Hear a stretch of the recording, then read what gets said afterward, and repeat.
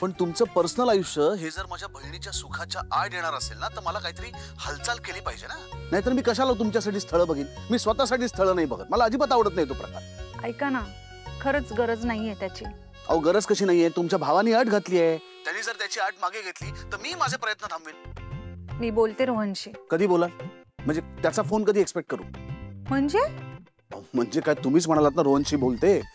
वाटलं तर आता त्याला फोनवरती घ्या, इथल्या इथे उलगडा करून टाकू. म्हणजे मुळात माझं लग्न ही सॉर्ट आउट करायची गोष्ट आहे का तुमच्यासाठी? अहो म्हणजे रोहन अट मागे घेतोय का नाही याचा उलगडा पाडू, विषयच संपेल ना. हे बघा, हा असा पटकन संपणारा विषय नाहीये. मग कसा संपेल? मी संपवते. कधी? घड्याळ. तुम्ही घड्याळ आहात. सगळं घड्याळाच्या काट्यावर लागतं, पण गोष्टींना वेळ लागतो. मग एक काम करा, तोपर्यंत एक मुलगा बघा मी पाठवलेला. ऐका ना, अहो प्लीज. ऐका प्लीज, तुम्ही माझं ऐकून घ्या. माझं ना माझ्या बहिणीवरती प्रचंड जीवापाड प्रेम आहे. तिचं तुमच्या भावावरती खूप प्रेम आहे आणि तुमच्या भावाचं तुमच्यावरती प्रेम आहे. आता हे त्रांगडं जर सोडवायचं असेल ना, तर तुमचं लग्न होण्याशिवाय दुसरा पर्याय मला दिसत नाही. आणि रोहनचा स्टँड जोपर्यंत बदलत नाही ना, तोपर्यंत मी माझे प्रयत्न करणं थांबवणार नाही. ऐका, ज्या मुलाला पाठवलं त्याला प्लीज भेटून घ्या. मुलगा अतिशय उत्तम आहे. त्याच्या कुटुंबाला मी अनेक वर्षापासून ओळखतोय.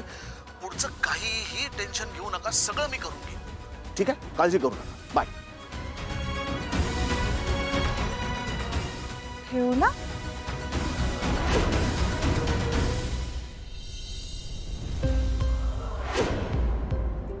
रोहन. हा बोल ना ताई. बिझी आहेस? काय झालं? काय नाही, तू बिझी आहेस तर मी नंतर येते. अगं नाही ताई, थांब ना.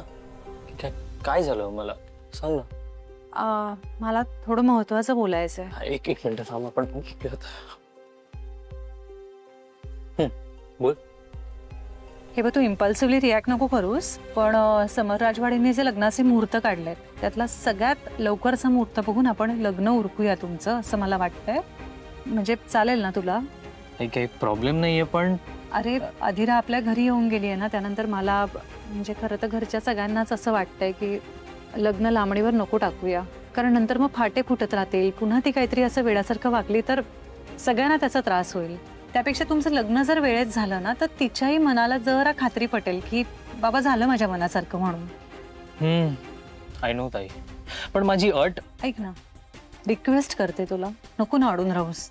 हे बघ, कधी कधी ना आयुष्यात प्रॅक्टिकल निर्णय घ्यावे लागतात रोहन. मला तुझी काळजी कळतेय. मला छान वाटतंय की तू माझा इतका विचार करतोयस, माझ्यासाठी स्वतःचं अगदी लग्न लांबणीवर टाकायला निघालायस. पण रोहन, अरे काय म्हणजे आता माझं लग्न कधी होईल आपल्याला माहितीये? नाही माहिती. आणि हे घाई गडबडीमध्ये हे असं काहीतरी करून मोकळं व्हायचंय का मी? मग नको ना प्रेशर घेऊस. अगं ताई, पण मी कुठे घेतोय प्रेशर? इनफॅक्ट माझं प्रेशर आता अर्ध झालंय.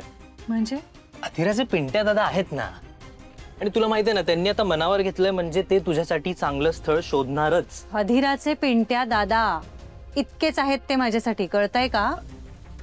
ह्याच्या पलीकडे माझा आणि त्यांचा काही संबंध नाही.